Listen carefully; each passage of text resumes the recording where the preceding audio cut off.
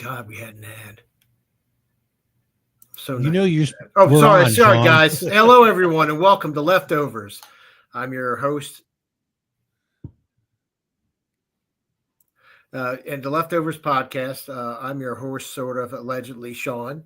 We have Matt, our PowerPoint expert, and Will Munn from Adept Icarus is here to enlighten us with his wisdom about TTRPG and guidance and what he does, basically. Say hello, everybody.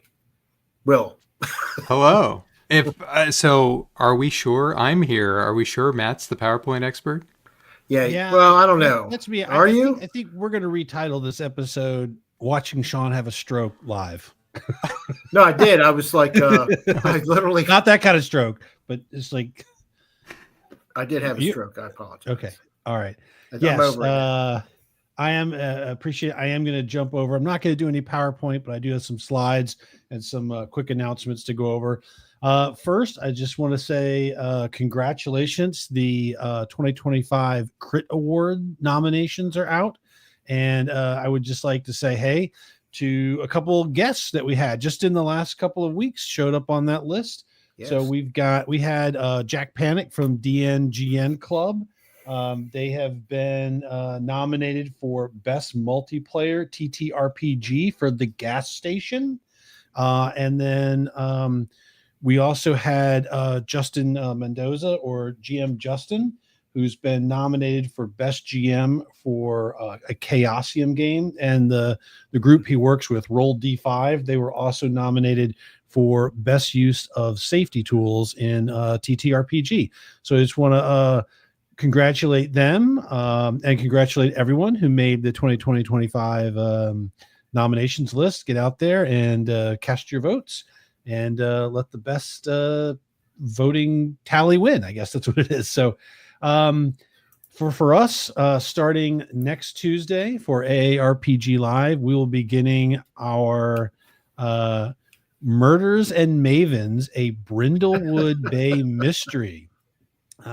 We will have Malcolm returning as our GM, and we have a surprise new player who I just will leave that for that right now, who will be joining the show. One of our group that has up to this point been able to avoid being drugged on camera, but no more. Did you say they will on camera? Not drugged on camera. Okay. All right. And then looking forward to next week, we will have for the Leftovers, the host and creator of Roll for Combat, Mr. Stephen Glicker, will be on. And just to remind everybody, if you haven't caught our most recent episode of our Dragonbane actual play, A Reptile Dysfunction, you can check it out wherever you get your podcasts and on our YouTube channel. And I am going to go back to everybody. Thank you. All right. Outstanding. I just want to let you know, Will is not drugged tonight. I just want to let that out there. We don't, at least not by us. But you will enjoy the surprise guest, and I think everybody will. There'll be a great addition to that podcast. So starting off, how we usually roll into things is we always ask like how you got started into TTRP, into gaming in general. What was your gateway game, as we call it, like the drug? We are polygamers here. We play all sorts of games. You appear to me to be more of a creator and someone like in a way an advisor for the brief snapshot I've gotten from you, and that's which I think is awesome.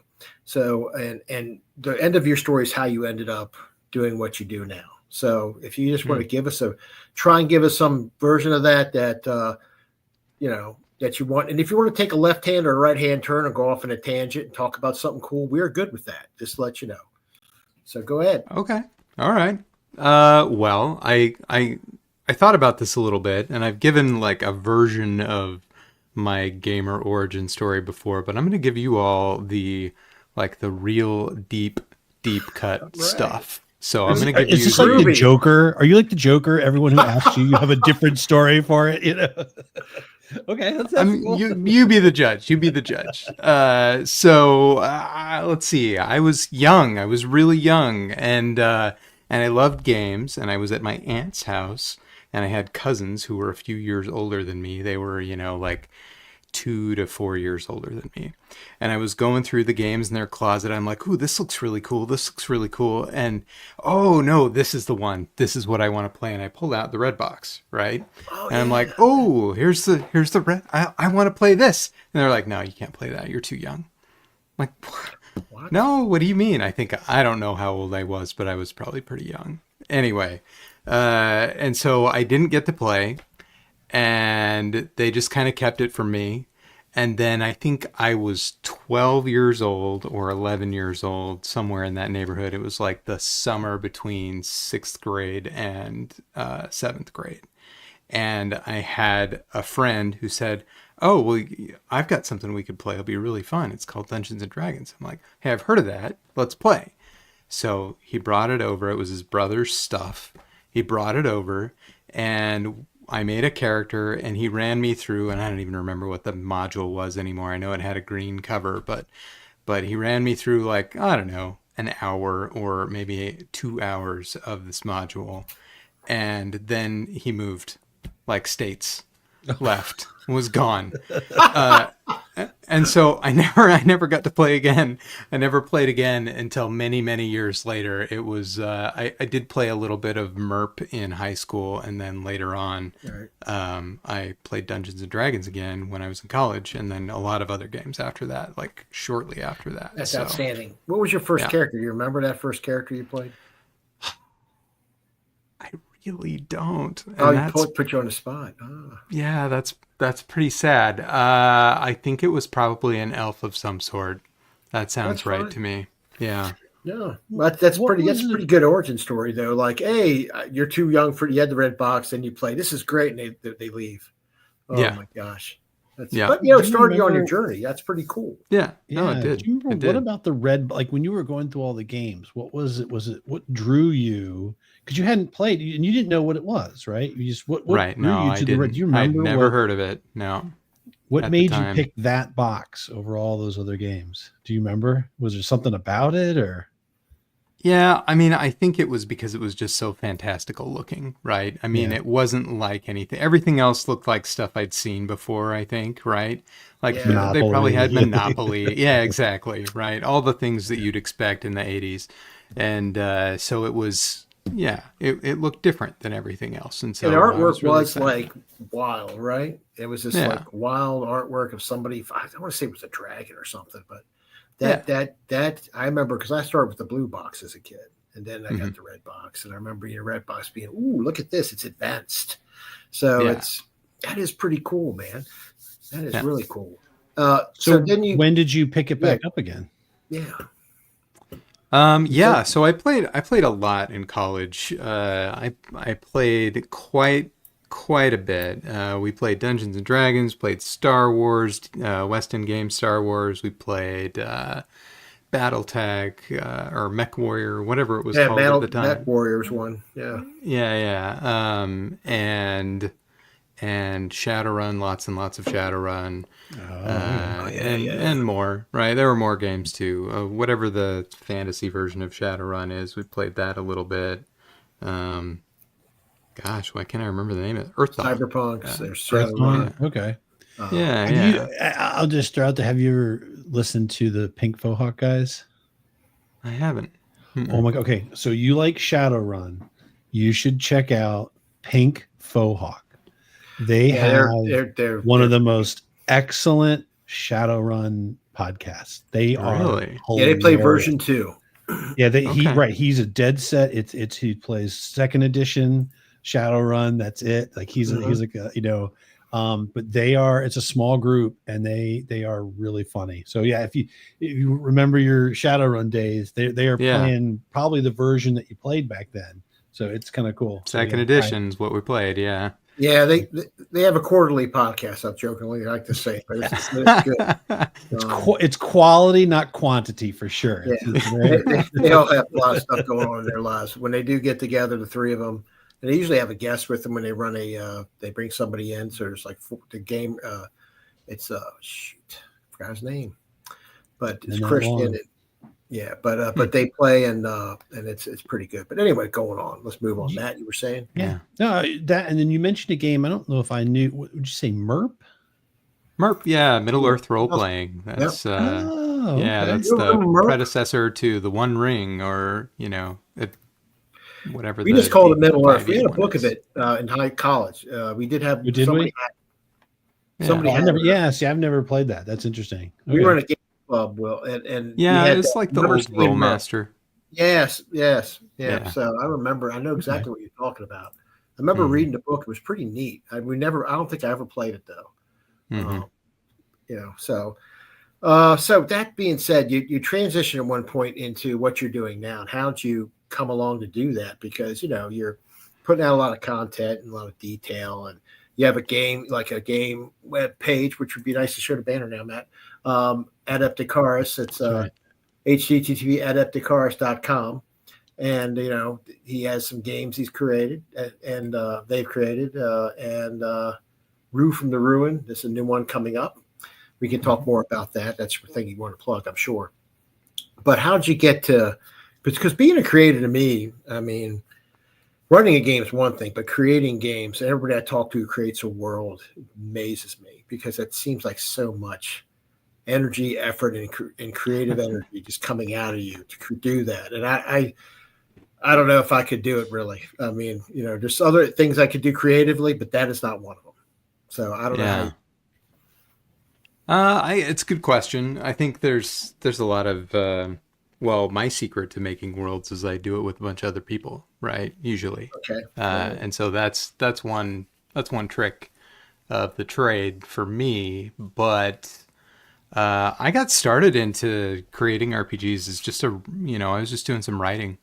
I was writing, I was trying to write novels and some stuff like that, and I had a good friend, Alan Barr. I don't know if you know Alan, but he's great. He's the owner of Gallant Knight Games, makes like Tiny Dungeon and a bunch of other things along that line. Dungeon. Yes. Yeah. Okay. Yeah. But anyway, Alan Barr he had just done his Kickstarter for Tiny Frontiers Mecha and Monsters is what it was called at the time. I think there's a new version of it now just called Mecha and Monsters Revised.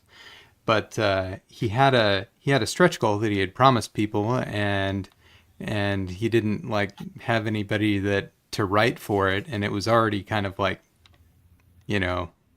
past time for it to be delivered, I think, or maybe he did have someone to write for it and maybe they backed out. I don't know. But basically one day he's like, Will, you're a writer. Will you write this stretch goal really quick for me? I'm like, yeah, I'll write it for you. And so I wrote it, and then he published it, and he liked what I did. And I ended up writing several things for Gallant Knight Games projects over a couple years, including the Zorro RPG, which I was a major contributor and also a producer of that. So, yeah. Do you know, it's so funny, but you mentioned Zorro. I literally mentioned, I said something about Zorro to one of my kids and just got this blank. And I'm like, oh my gosh. I had to explain the whole history. It's just not something they've never seen any of the movies. It was funny. I was trying to say, well, that was he was always like Robin Hood. He was like another Robin Hood. I loved those movies as a kid. So then you guys developed that's really cool. That's nice. Yeah. It's funny. You think that the things that you think are iconic will be iconic forever. Till you ask someone 40 years younger than you, and you're like, oh. No, it's like when you say the red box, we know what you mean immediately. You say it, somebody else will be like, what red box? Is it the Matrix? No, that's a red pill. Red door, that's spa. No, my friend. Do you take the red box or the blue box? What's right.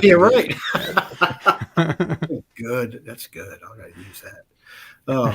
We've had a few folks that have been on, some of our guests and people who are TTRP creators, and I think we've talked a lot about their creations that they sort of, this is our creation. We've done it front to back.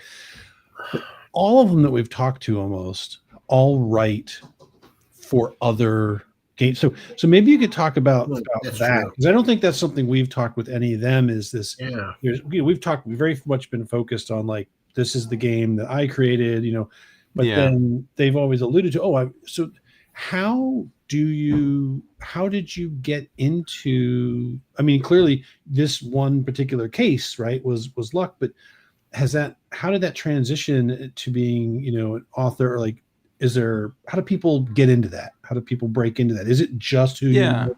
Is it just luck, or? It's not entirely just luck and just who you know. I mean, I've hired a lot of writers to work on projects for Adept Icarus, and they are, a bunch of them, not people that I knew, right? We did at a couple different points open calls looking for people to write on something.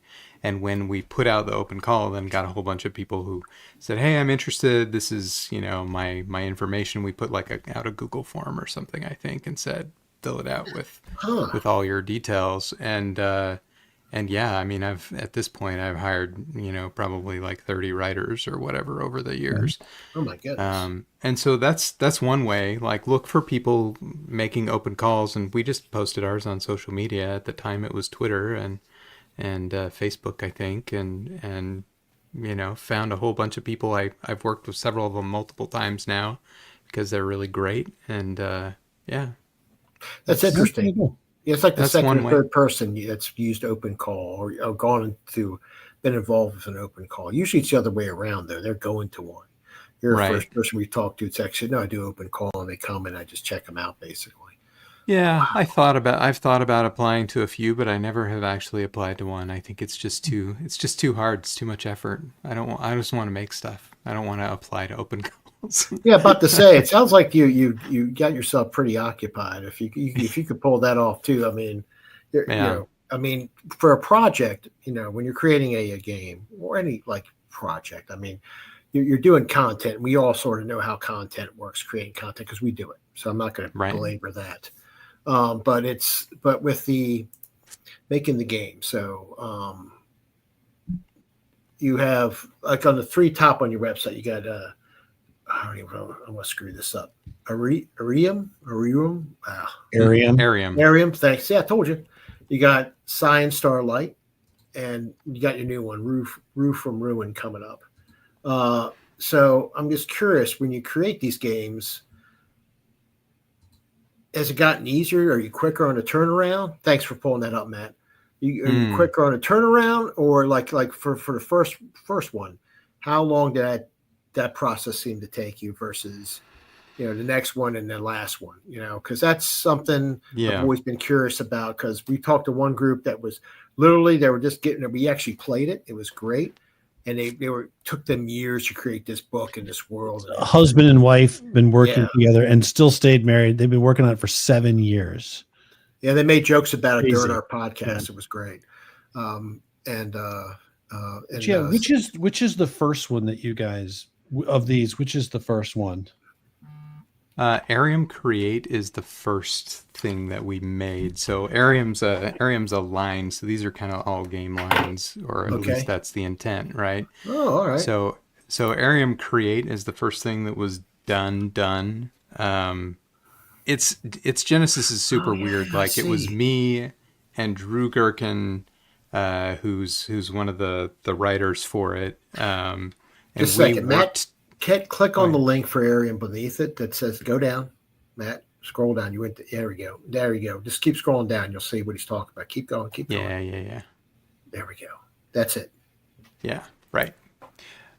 So Arium was like this weird little idea that Drew Gerken and I had originally. It was create, and the idea was just something we came up with in a writers group that we were in together.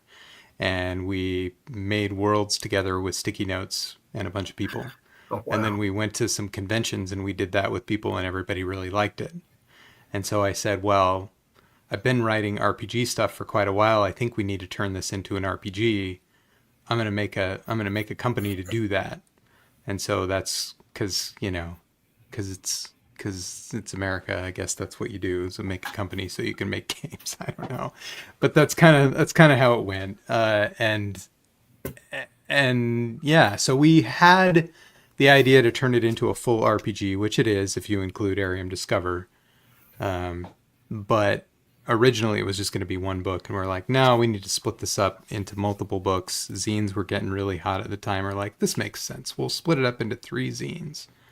And we had all of Create and Discover written at the time that we went to crowdfund it, but it took a long time to go from, hey, here was this idea, then we had some fun at some conventions with it, to here's a laid out book ready to go. In part because I was busy producing Zorro during that time, and that took up a lot of my time. So there you go. I get it. Yeah. Yep. So I think it took like 2.5 years or something like that before we did the crowdfunding for Arium, from idea to crowdfunding, and we had the first book, the Create book, all laid out and ready to go. So all I had to do was push the button on getting it printed once the crowdfunding was done. And so that was really nice. And it went pretty quick. And then Discover went quick after that. And then things you asked how long stuff takes. Does it go faster? Yes and no. I think yes, because I've learned how to not let one thing stop something else from making progress. That helps a lot. I see. Well, that's a great skill. I don't know if I could do that. I sort of single-minded myself. I'm going to focus on the one before I go to the other.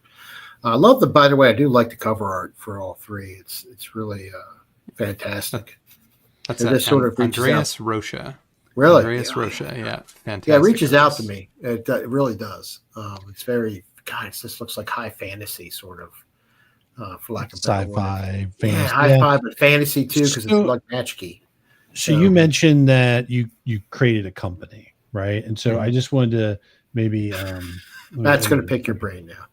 Yeah, I think it's worth questioning. Like, we've talked to some folks who've done publishing, and there's a lot of stuff out there. There's different game companies that allow people to sort of like fan publish and sell stuff and all that. But creating a company, so what was the decision, and what were some of the challenges or things you discovered as you went through that, of why you decided not to just like kind of like almost fan publish, or not, or what drove the decision to create a company, and what were some of the things you discovered and found as you did that? Good, bad, ugly. Well, good news there was it's the third company I've created, so it wasn't all new. Okay. The other ones didn't have anything to do with tabletop gaming, so there's that. But it wasn't entirely unfamiliar. Part of it is it comes back to that same thing. We talked a little bit before the show about a post I made about having a lawyer and how that's important. Something on YouTube that I did. Yeah. I can't remember what it was, but that's part of it, right? You need to protect yourself as a creator, and part of the way that you do that is by creating a company that is an indirection between you and someone who might want to sue you. Now, you don't have to do it. You definitely don't have to do it, but I think it's a smart choice if you think you might have something on your hands that you want to grow and continue to work with for a long time, then I would do it. And I knew this idea was a winner. Like I love Arium, and it is so much fun. So I don't know. It just made sense to me to make a company, so I did.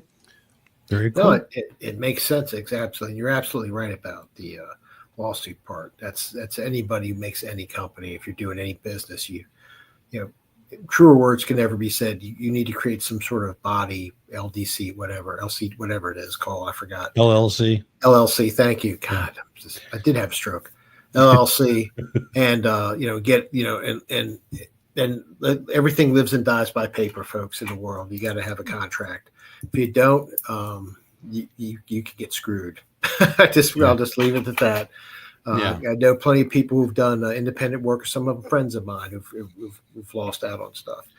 But anyway, when you make something, and well, it sounds like to me, man, you're into it, which is great. You have I can see you got a passion for it. And that's so great to have something that you create, that you have, and that's working, obviously working.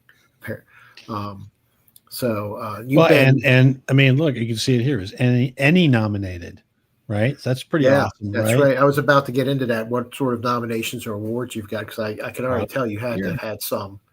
So, but yeah, so you've been doing this since right before COVID. For that, yeah. So I guess we've chatted a little bit about your background and all that. Why don't we dive into Arium? So tell our listeners about Arium. I guess maybe the concept. You kind of told us the system, things like that. You've alluded. It has to do with like creating, sort of world building. But just let the kind of walk us through this process. Yeah, it's a world building RPG. I mean, that's what it boils down to. So the concept is pretty simple. You're going to get together with a group of friends. Hey, it's RPGs, right? That's what you're going to do most of the time, unless you're playing solo.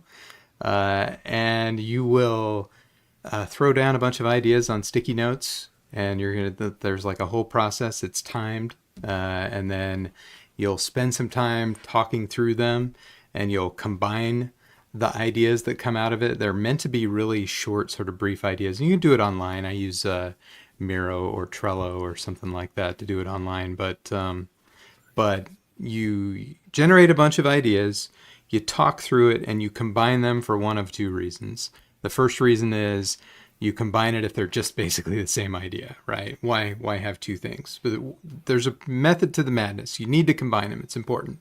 So the other reason you combine them is if they are just totally more awesome together than they are apart, right? That's the only reason. Just like if it's better, put it together. And the reason you do that is because after you go through and do that little exercise, then you're going to vote. And you're only going to pull through the best stuff, the things that everybody at the table is digging, right? And so when they all really have a good time and really are enjoying what they created, and you just do this really high level concept like, hey, I want to do this genre, I want it to be dark and gritty, or I want it to be lighthearted and fun, or I want it to be Monty Python in space, whatever, right? Like you can say any of those things, and then you'll take the things everybody likes the best and you drill down just a layer beneath that, and you do it all over again. You do it 7 times. You go through all the way until you get you're going to get locations, you're going to get people, you're going to get like goodies, things that that characters can have, stuff like that. And by the time you're done, you've got a world that's purpose built for RPGs. And then you move on to Arium Discover. Or you take it to your own favorite game of choice, right? Oh, okay. So you're sort of taking the wheel and making it, driving it. Okay. Yeah. So total time, you've got about, you said 7. There's 7 iterations of this, right? Yeah. So from start to finish, what's the average group's sort of like how long does it take a group to normally build a setting? A fast group can do it between an hour and a half and 2 hours, but I would say if people like to chatter a lot and have a good time, and it can easily take 2.5, 3 to make a world together that way. That's us. That's fair. Yeah. So I will. I already know that. I think I know the answer to this question already, but I'll ask this leading question. So, what if I'm someone whose none of their ideas are getting voted for? What do I do? Yeah, that's a good question. I think you'll find that some of your ideas are going to get voted for. However, there's a creation token concept in the game. Everybody gets 3 creation tokens. If you've got something you really love and it's not making it through, you can pop a token on it and it's in, baby. That's it. Well, it's like inspiration, sort of like it is. One of the game we play that same idea. That's good. That gets inclusion. That's very good. I like that. Well, right. It's if I asked it specifically because when I read about that, I thought, oh, that's really great because I've done a lot of work with like group dynamics and stuff, right? In business, and it's like you want everyone's opinion, but we all know that some people are more extroverted, some people are more introverted. It's really good that there's a mechanism for someone to be like, no, this is really important to me, and so that's really cool. There you go. That was my leading. That's a good question, and it's a great answer. Yeah, I like it. Yeah. So right, you mentioned that's Arium. Arium is the creation, the setting, the stage, and then the next step is. Then you go into Arium Discover, if you like, which is role playing, and it is a sort of, I don't know, this is probably a bad word here. I don't know. We'll find out. It is kind of a universal type system. but it's built in a way that just sort of dovetails directly into the world that you create out of Arium Create. It has, there you go. There's 4 primary attributes and what is that? 6 derived attributes. You'd think I'd know the numbers at this point. But yeah, so you have those attributes. It's a dice pool system. And you're going to have some D6s. Everybody's got D6s, so anybody can play this. And you're going to make a character with that has different qualities to them. And then they will also have goodies that have qualities as well that kind of lend to the theme of the world that really sort of tie back into what you've created together. Very cool. So what are some examples of like goodies? And is this like and are these tied to the goodies that you decided upon in Arium stage or is this? Yeah, they totally can be. They can be, or you can make up your own new one if you'd want, right? Or we also have a bunch of tables in the back of the book where you can kind of generate ideas for goodies and for qualities and things like that. But an example of a goodie would be the Cushball of Ultimate Evil, right? The Cushball of Ultimate Evil will certainly vanquish your foes if you allow it to, but only if you allow it to. Yeah, just a random idea. I mean, it could be anything, really. Yeah, but still, it could also be, I suppose it could also be a person or a location, like a hideout or something like that. Basically, you have to have it with you or you have to be with it in order to get whatever benefit it provides. Okay, well, that makes sense. Yeah. That makes sense. So you got Create, which, you can use solo on its own, it sounds like, and then go from there to a system. Or you can roll it into Discover. And then you're fleshing everything out. Now you get into Evolve. So what does Evolve do? That's a great question. Okay. Is it like a Pokemon evolving? It glows and gets bigger? I mean, I don't know if anybody knows what Evolve does yet. I don't know if I've even told anyone exactly what it does. It's in development. Oh, okay. So, yeah. You know what? I should have scrolled down further. All right. Yes, it is in development. So you have to see when it's out. We'll see how it evolves. Yeah, I mean, I could give you a little evolving story. You can give a hint if you feel like it. I don't want you to give away the game. So, yeah, I mean, there might be some elements of getting into more depth in your world building from Create. There might be some elements of like better and more advanced character advancement for Arium Discover, and there might be some other cool things that you could do agnostic of any particular game. Like maybe some mapping with sticky notes and nobody has to know how to draw and some stuff like that. Perfect for me. Yeah. That's very cool. Oh my gosh. Yeah. No, it's okay. Okay. Oh, wow. Yeah, but in the future, if you want to plug that, call us. We'll put you back on. Okay. Yeah. I just want to get that out now because we might forget. It's such an interesting thing. I literally just spent like a week in training, and there's so many things. Like I picture these. This is like the perfect synergy of like TTRPG and like best cooperative business practices, right? It's like, right, you want to bring a team to solve a problem, right? Or you're trying to create a new release or something. It's like the storming, right? You've got all these phases. The whole idea of like basically doing the brainstorming and all of that. It is an interesting. What's interesting about it is that I think, and I don't know whether this is. I mean, clearly you guys saw people enjoying it, but people will be familiar with this process even if they're not maybe familiar with RPGs. Some will be. It's not. Yep. Yeah, for sure. So that's an interesting. All right. Well, let us switch gears though. Right, because it's not just about Arium, right? Real quick, I got one final question. Okay, sorry. So, you talked about going to cons. Did you try and take this out and demo it at a con? Any of these gaming cons? Okay. Oh yeah. Yeah, cool. And was that enjoyable watching people delve into it? I mean, as a creator, sitting back and watching the chaos unfold, going, "Oh yes, this is awesome." It is pretty fun. I will say, I have never yet run this for a group at a con or just a group of strangers, and I don't think anybody in our like creator group has, where they created a world and they were like, I don't like that. I don't want to role play in that. It sounds stupid. That would be terrible. It's like people always like it, so that's nice. I created this game and it sucks, and why don't you go try it out? Right? Oh my God! Axes and there's.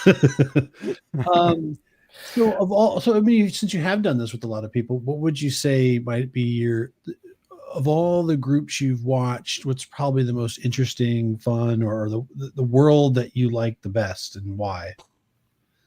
Oh boy, I You don't gotta know. pick your favorite child. I don't know if I can answer that. And Matt wants you to alienate a bunch of people, apparently. Yeah, so good job, man. There are some really fun ones, and like maybe a spoiler for future stuff. I also have built, I don't know, probably 10 or 15 worlds for an RPG game using Arium Create. That's awesome. An upcoming game that's not out yet, that won't be out for probably till 2026 or maybe 27. You're creating your own red box. You're creating your own red box. That's what you're doing right now. That's great. Yeah. Is that part of the Arium series, or are you using the tools to just generate? Using the tools. That's excellent. Okay. Yeah. So not only to create a game to play in, but it's actually got you're functionally using it to create content. That's awesome. All right. Yeah. Oh, here we go. Yeah, we have someone in there. Emily has said, I have an example of one of my favorites. Yeah. Yeah. Cyberpunk. Oh yeah, Sean. I'm so used to you doing this. I apologize. I'm about to say, he's like, yeah, go ahead and do it. See what happens. I know. I'm waiting for Sean to hit the button. Put it up, dude. Cyberpunk biker Vikings in a VR world. It sounds great, but it makes my head hurt. Really thinks it's trying to wrap my brain around it. But it sounds like wow. Cyberpunk biker Vikings makes me think of that crazy short movie Kung Fury. I don't know if you've ever seen. Yeah, Kung Fury. There's a sequel coming out. There's a sequel. I know. That's like right there. There's like Vikings riding dinosaurs and stuff. It's really good. So cool. What? So let's see. You know how to minimize it? Yeah, I know how to. This is terrible. Okay, thank you. So that's cool. Cyber Nords. Kung Fury. Yeah. Well, that's cool. So that's a pretty great concept for both creating a game at home. I know you did mention that. So there's the sort of collaborative creating. You mentioned also that you could take your favorite setting and just apply it in, right? I don't know have you done that to any of your, favorite literary or shows or anything, or which Yeah, we've done some different games like that where we just used the RPG rules alone. Let's see, we did a supernatural themed one once, which was pretty fun. There's some other stuff like that. It's pretty flexible, so it's pretty easy to use for that kind of thing if you'd like. Like if it's not a great fit for your normal game of choice because maybe it's pretty rigid in a couple areas or something, this will work. It always works. Nice. So we did Matt here did one based off of like Babylon 5, sort of like that type of. Oh yeah. It was great. It was a great story. So that it's sort of like you get to play in the thing you enjoy to watch. I think everybody does that to some extent, and being able to create it as somebody who creates games I think must be special. It really must be. So good for you. I'm going to say good for you.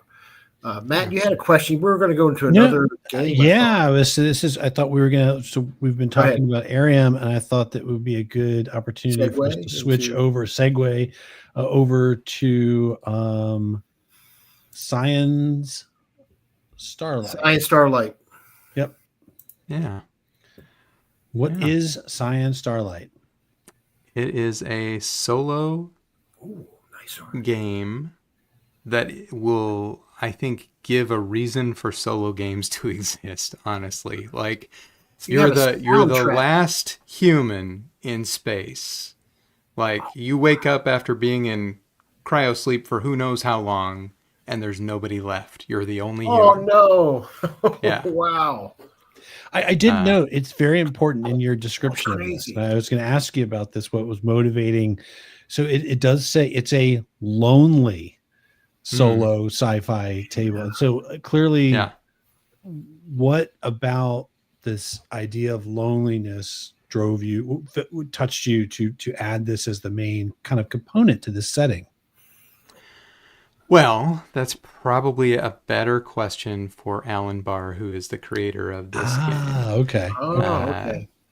I'm the publisher of this game, and so I've given feedback on it. I've helped create it to an extent. I was the editor of the core book, but I did not write it. And so it's a very, if you open up the beginning of it, there's a forward from the author, and he talks about the reasoning for this game, and primarily what it was is, so Alan is, he's pretty vocal about, he has mental disorder. He has bipolar disorder, right? Mm-hmm. And he used his bipolar disorder as a sort of a inspiration for this game and the way that it works. Yeah, so yeah, that's the page right there, actually. And I'm not going to do it entirely justice, I don't think, talking about it, because his words here are perfect, essentially. Awesome. Yeah. So I if people want to go back and read that, like pause it, they can. It's good to hear. It's people's inspiration or particular feeling. And it is a, when I read the first thing, I was like, oh my gosh, because everyone talks about space, right?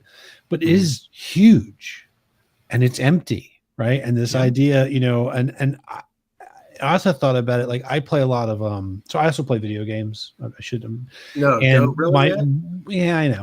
And my favorite genre are survival games. But I will tell you the one thing that gets to me about survival games, if I play a survival game and I'm the only person playing, after a while it gets a little lonely. It's a little bit like, why am I doing, why am I doing this? So if there's nobody else, right? For 6 months, that's okay, Sean.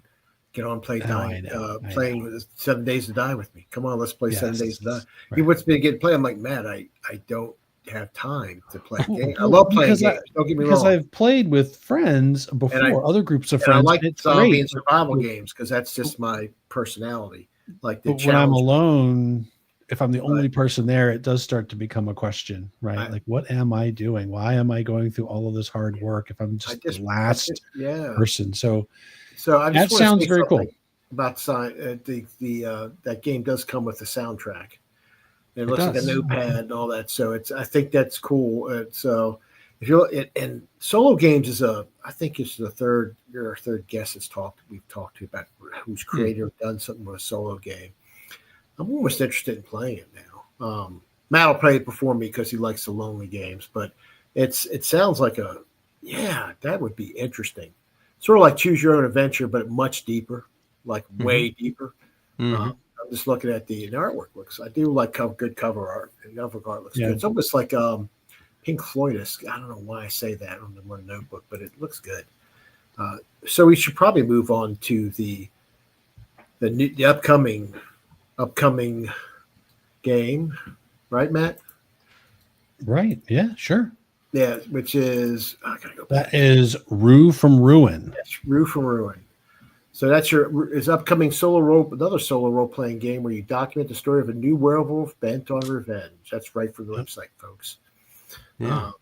And being turned into a werewolf was never in your 5-year plan, but sometimes life throws you a curveball. Now your world revolves around the moon, but you have a plan to take it back. Step 1: find the person who turned you. So this is a solo story on revenge, folks, which is, very it's in Kickstarter still, right? It's done. I mean, you can still late pledge on Kickstarter right now if you'd like, but it's crowdfunded. In fact, I just ordered a print proof for the final book. So I plan to get that probably here in a day or two, and then we'll order books and they'll be out. But the PDF is available today, actually. Yeah, I can see that. Yep, it's nice. Had plenty of backing, even more than 2.5 times what you need, that's amazing. That tells you got a lot of support. That's very good. Very yeah. good. How has crowdfunding? I mean, I'm assuming crowdfunding is a good thing, but how's that been? And have you found one platform's work better for you, or connected better, or have you just used? Is it just Kickstarter? Yeah, I think we're gonna have to do another episode. We want to talk about crowdfunding. I could talk about that boy. all day. Oh, you know what? Maybe we should. Probably. Maybe we should, because right. We make a little note of this that. is good. So, yeah, right. We'll put that one in. We'll take the sticky note and we'll put that in the parking lot. Right. Sticky note. We're going to talk about when Roof from Ruin comes, and then we're going to talk. All right. About so tell us about Rue from Ruin. What was the inspiration? And then what kind of game is it? I'm kind of the systems guy. Is it is it the same system used in Arium, or do you have a separate system? But just basically, what was the inspiration for this? Because it's a cool idea. Yeah. Great question. So Rue from Ruin, like you mentioned, it's a lone werewolf role-playing game, essentially, right? And werewolves are creatures that, I mean, we think, right? Humans are social creatures. Wolves are social creatures. Is it good for a werewolf to be lone? I don't think so. Right. And so that's kind of the concept, and its inspiration came from a series of serial stories that I was writing a long time ago, before I even got into role-playing game writing, and it was inspired by a time in my life that was really challenging for me, and where I learned that I'm a social creature and I can't be left alone to my own devices too much, right? Or else that's bad. So sort of like Will Money from the Unforgiven. Anyway. No, some people recharge their batteries with social contact, and some people and I do need to be alone sometimes too. Right? Yeah. I need to be alone sometimes for sure, but being left alone for a long period of time is not good. I think maybe for anybody, really, right? And that was kind of the inspiration for it. I wanted to sort of tell that story. And the issue, though, with the serial story that I was writing, I wrote like 3 or 4 endings for it. I think I wrote a whole bunch of endings. I didn't like any of them because none of them were all of them, if that makes sense. Right. And so when solo gaming kind of started coming up on the rise, and I was seeing people come up with like all these really cool endings to a different story, and I loved choose your own adventures when I was a kid too. But when this was just happening, just kind of on the rise, I thought, I bet Rue from Ruin would be a really great solo RPG. And so I looked for somebody who could help me work on that, because I don't work on a lot of projects alone, actually. It was maybe that's not surprising to anybody, given what I just said about being alone not too much. But it's good to work with. I mean, it's always good to have someone to bat your ideas on, even nothing else, just a sanity check, right? Or bat your eyes too, yes. No, but I think, and also for what you're creating, collaboration is great. So you want to get that feedback to see how it's going in the right direction. Plus, like you said, you made a game with sticky notes, and that was a lot of collaboration. Yes. So, and you got something great out of it. So if that's a good mechanism, use it, obviously. Yeah. And Rue from Ruin is it's a bespoke system. So it's not based on anything else. It's entirely created for this werewolf solo adventure type story. It's really tightly the mechanics are really tight into a lot of the mythology and ideas around werewolves. Like the moon is a huge component, your rage is a big component, the types of attributes that you would expect a werewolf to have are the types of attributes that you have, and it's all very but it is definitely a rules-based solo role-playing game. It is not like just go read some prompts and go write about them. Like, you can play this without writing a word if you want. Wow. But you certainly can, and I've had a lot of fun doing some journaling out of the story as I play it.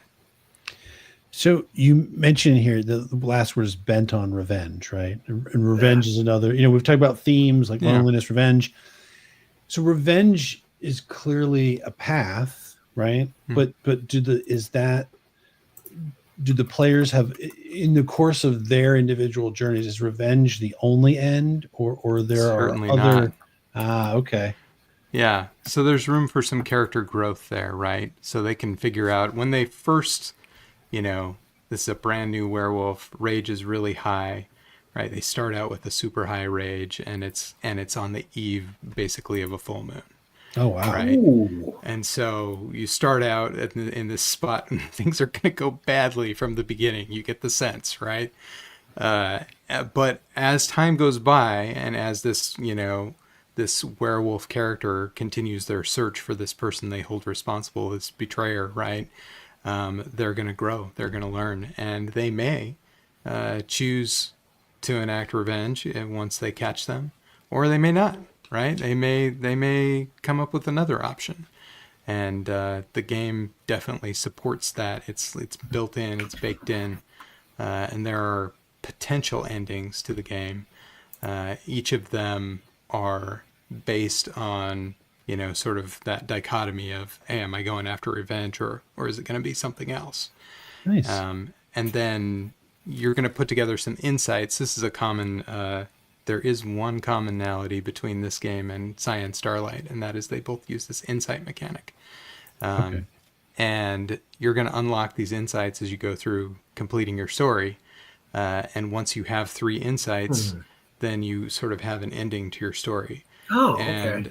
And you have the ability to go, and we have these postcards that come with it that will tell you, like, it's letters from the betrayer that you get at each time you unlock an insight. Okay. So you get to know a little bit about them and a little bit about what happened between the two of you as you go on, and they're randomized. So that's very cool. Kind of fun that way. Yeah. Nice. Yeah, I like the so it's like you're sort of like you hit a benchmark basically. Okay, you've done it, but I like it doesn't have to be revenge. But I like how it just sets up you're out for revenge. Yeah. And then depending on how the game goes, maybe you don't want revenge. But it's sort of it sounds really cool. Actually, we should. God, we can't. We'll have a night. We'll do a live game and we'll roll the dice and see which one of us will play this live. Right? Yeah. Our stream. Yeah, and Katie Young in chat right now is the co-creator of Root from Ruin. So, okay. Okay. There we go. Yeah. Thank you. It sounds awesome, Katie. It sounds awesome. Sometimes they go a little badly. The outcomes, yeah. Yes, they do. And don't they all games go badly sometimes? Yes, they do. And that's a fair statement. That's right, Katie. But sometimes they go good. Yeah. So as usual, this hour has flown by. Oh my God, yeah, and we haven't even touched on. I know we talked about a few things we had to put in the parking lot, but if you want to describe quickly, your YouTube channel, because this is a whole different thing, right? And so I know we don't have a lot of time to cover it fully, but let me see if I can throw this up here. So, okay, so here we are. Here is Adept Icarus, the YouTube channel. So what can folks find on this YouTube channel? Yeah, they can find, actual plays of our games. They can find, if they want, me rambling on about some nonsense or another, usually in short video format. From game design to crowdfunding to I don't know, just random stuff that I like, right? Usually related to games. I haven't been doing as many short form videos lately. I took a hiatus. I have a son who was doing the editing and publishing of those, and he's going to college, and he got his internship that turned into a full-time job, and so now he doesn't have time to work for me anymore, which I approve. That's great. But yeah, so there's a lot of those short videos like that, and then longer videos where you can see. Sorry, I'm laughing at. I can't wait for the next con picture. It's good. Oh yeah, yeah. You can see like also some of the game design process in some of the longer form videos, right? Oh, Where okay. we're making a new game. I think it's labeled as Vi on the site, but that was a code name. It's now called Obelisk Realms in Peril. So that's a normal multiplayer TTRPG with 24 different realms based on the 24 major Arcana cards in a tarot deck. And each one of Cool. those realms is built uniquely and completely separate from each other. So, And then I know we're kind of going through this quick. We don't have to. It doesn't shut off automatically. But so I just wanted, because I read. So can you tell really quickly about Arium Flash, because that sounded very interesting as well. The concept behind that. Yeah. Flash is a tool that we made. It was a stretch goal for the original Arium Kickstarter. Mm-hmm. One of the points of feedback that we had, and this came from like running Arium at conventions. I'm one of the ones who gave this feedback. It's like, hey, we build a world together and then everybody wants to play in it. And I've got 15-minute break to figure out how to get started with a game in a world, in a genre that I maybe don't know anything about. So how do I deal with that? And Flash is exactly that. So it's fill in the blank. I'm going to use the word Mad Libs. They're not going to come after me here, I don't think, right? You don't have them on speed dial, do you? Mad Libish. Yes. Yeah. Mad Libish. There we go. Mad Libish. Perfect. I'm sure that doesn't I know count. a little legalese, just a little bit. Perfect. Yeah. Fill in the blank story concepts in 24 different genres by 24 different authors from around the world. That's awesome. Yeah. That's a good, great. Yeah, that's a great bridge. So they each did 5, and so there are, I don't know what that is, 120, I think, in the book. Yep, no, it's 120. You're right. Yeah. Your math is good. You can do math. Great for you. So not so good for Nathan, apparently. Yeah, I was going there to math. Sorry, we record. Never mind. So math's hard for some of us. Yeah. No, that's good. That's very useful too, because if you're stuck in, I think everybody knows run a game has been pushed into something. They're like, I don't know anything about this. What am I going to do? I'll just make it up, because if somebody in the game group does know about it, and they're going to call you on it if you don't get it right. Yeah. So that is pretty wild. That's cool. So let's see. Is there anything else, Matt, we want to get in the last minutes? Well, something you want to talk about? Anything you want to throw out there? Because you got give you a few minutes. Something you want to you can preach about, or something like maybe you want to hint at in the future, if you feel comfortable, or just where next con you're going to be at. Anything. I'm not going to any cons right now. I need to make some more inventory. We're selling out of stuff, so I'm trying to get some games in stock. Yeah. But yeah, that's primarily it. I'll probably be at PAX Unplugged this like right before winter or fall in Philly. Okay, good. It's a nice con. It's a nice size. I might go to that this year. Yeah, I really like PAX Unplugged. It's one of my favorites. We will probably see you there. You might get interviewed in an alley by Matt and Nathan. That'd be fun. They do alleys. They interview people in suspicious alleys with people coming up from behind bumpsters. I'm not joking. Was that? I don't know if that was PAX though, but yes, we've done some alley interviews. Yes, but yeah, no, we do like PAX. We'll see. That's a great forum. It's a manageable size, good people. So yeah, awesome. Yeah, so I might be at that. We'll probably have that Arium Kickstarter later this year, where we will crowdfund not only Arium Evolve, but also Arium the world building RPG, basically complete first edition. It's going to be a box set of all the current and future Arium books all in one box, with probably some dice and I don't know, maybe branded sticky notes. Who knows what's going to be. You are making your own red box. I am. Yep. Awesome. Well, thank you so much for being on. Like I said, maybe we'll see you this fall at PAX, and when these other things come out, reach out to us. We'd be glad to have you back on the show. We can talk about those too. And we could talk about all the stuff we had to put in the parking lot. I didn't even ask you like the good, the bad, the ugly of print, getting, that's. We could add that to the crowdfunding. That's quite a topic these days. Yeah. That could be on the crowdfunding podcast we're going to do. That's right.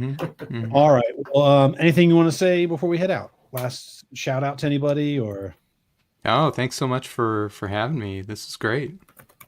Awesome. Well, thanks for being on. Well, thanks everybody for tuning in. Remember, next week we will start our live play of Brindlewood Bay with our new double secret cast member. And next week on The Leftovers, we'll have Stephen Glicker from Roll for Combat. Until then, everybody take care and have a great rest of the weekend. Good night, everybody, and take care. We'll see you next week. All right, bye.